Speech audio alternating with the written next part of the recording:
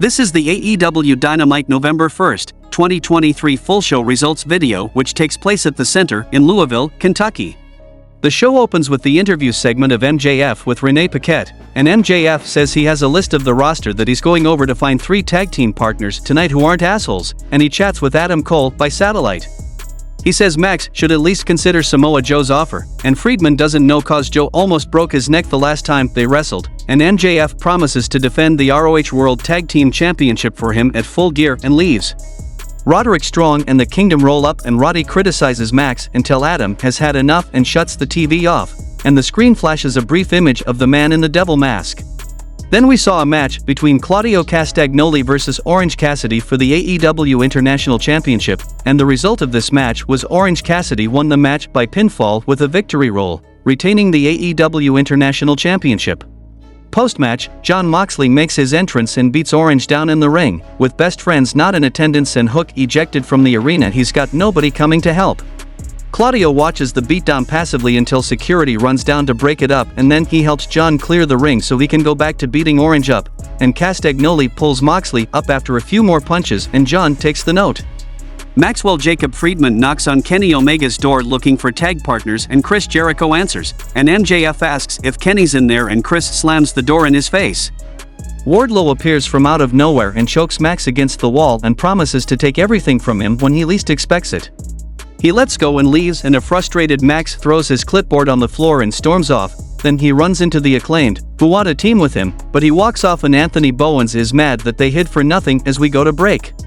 Back from the commercial, Jon Moxley is fighting mad, and he says Rey Fenix kamikaze himself to put him down for 3 seconds, and Orange Cassidy swept in and took his match from him. He says he showed Orange respect when no one else would, and now he's writing him off like everyone else? He's sick of him like he's sick of everyone, and maybe it's not even him, but he's gonna beat him within an inch of his life at Full Gear just because he can.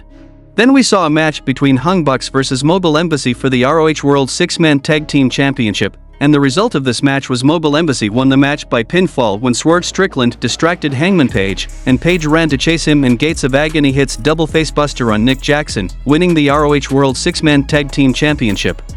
Backstage we see security pulling Shane Strickland and Adam Page apart, and back at ringside, the Young Bucks take their frustration out on some furniture and we go to break.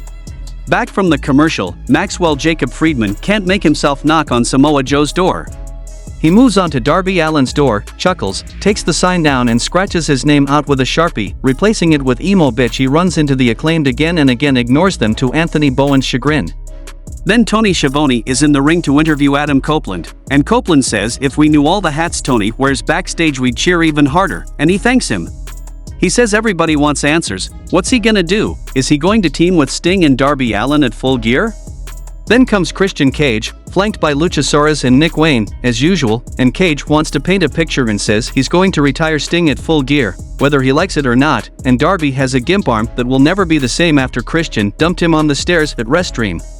He doesn't think he needs to remind Adam of his neck problems, and he'd hate for this fairy tale to turn into a nightmare, so he suggests Copeland back down from him, right now.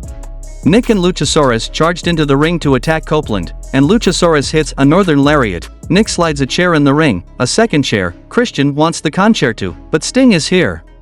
He takes Wayne out with a backhand and a Beal. Darby joins him and goes to town on Cage as Adam takes the Dinosaur Man out, and Copeland takes Christian out with a spear.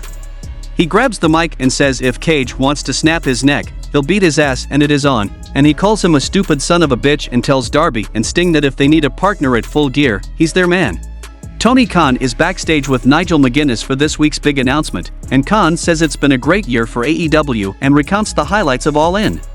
He says all over the world Christmas trees are going up, and he can't think of a greater gift this holiday season than a ticket to All In 2024, and tickets will be on sale December 1st.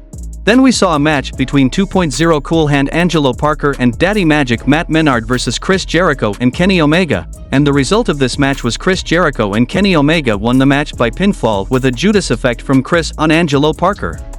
Post-match, Don Callis gets on the mic on the stage with the Callis family behind him, and he gives them credit for being like cockroaches, hard to get rid of, and maybe they need to take it up a notch. Jericho asks if they want a street fight, they'll accept it, but not alone, and if he's bringing the Callis family along, they have a spot freshly reserved for Kota Ibushi. Don points out they need another guy and Kenny asks Chris for ideas, and Jericho says Hobbs is a big man, but he has a friend who's even bigger. Not a normal man, but a giant, it's Paul Wight, and he knocks Kyle Fletcher out with the WMD. Back from the commercial, Renee Paquette interviews Chris Jericho and Kenny Omega with the Young Bucks pacing in the background. Jericho takes about how Paul Wight is his friend and Matt Jackson rolls up to say he's not mad at Omega, but what's the point of the Elite being back together if they're not gonna have each other's back? But there's no heat there, he's mad about Chris being in their locker room. They trade some trash talk, Kenny says it's an enemy of my enemy situation and the Bucks storm off in a huff. The next match happened between Hikaru Shida versus Willow Nightingale for the AEW Women's World Championship, and the result of this match was Hikaru Shida won the match by pinfall with Katana, retaining the AEW Women's World Championship. Post-match, Toni Storm and her butler make their entrance, and Hikaru smacks the pillow out of Luther's hand and rushes the stage, laying Storm out with a knee and chasing her to the back. Lights out, commentary is confused, lights up, it's Julia Hart is in the ring with Willow Nightingale, Hart extends a hand, Willow jaws at her, Sky Blue slides in the ring and gets between them. Blue turns around and stares Nightingale down before turning back and spitting blue mist in Julia's face, and Hart staggers out of the ring, angry and confused and vowing to curse Sky. Backstage, MJF is sitting with his clipboard when the Acclaimed roll up, and Anthony Bowens says Max Caster is the only guy who likes him, and Caster has a trash bag with an outfit in it that Friedman would have to wear, but he takes one look and says no way, he's never going to tag with him and he's got one more group on his list. We pan over and see that it's Jeff Jarrett, Jay Lethal, Satnam Singh, Sonya Dutt, and Karen Jarrett beckoning him to join them. Back from the commercial, the Acclaimed make their entrance like they're MJF's partners and Max Caster gets like a solid 2 lines of his rap censored, and MJF makes his entrance and the outfit he refused to wear is just matching Acclaimed gear.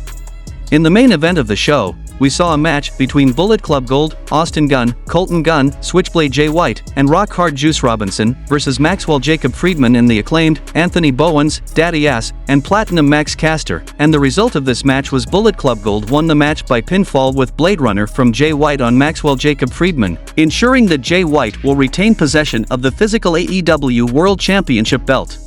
Bullet Club Gold stands tall together afterward and go to attack MJF, but the Acclaimed have his back, and Jay White has Friedman alone in the ring, laying in wait with the title in hand, but Max Caster slides in and takes the shot for his crush, Maxwell. Bullet Club stands tall on the stage as MJF checks on Caster, but he draws the line at scissoring, and this leads Daddy Ass to lecture him about not leaving him hanging after all he's done, and Friedman relents. They did 4-way scissors. Max Caster hugs Max's legs and he lets it happen for a moment, and the show goes off the air.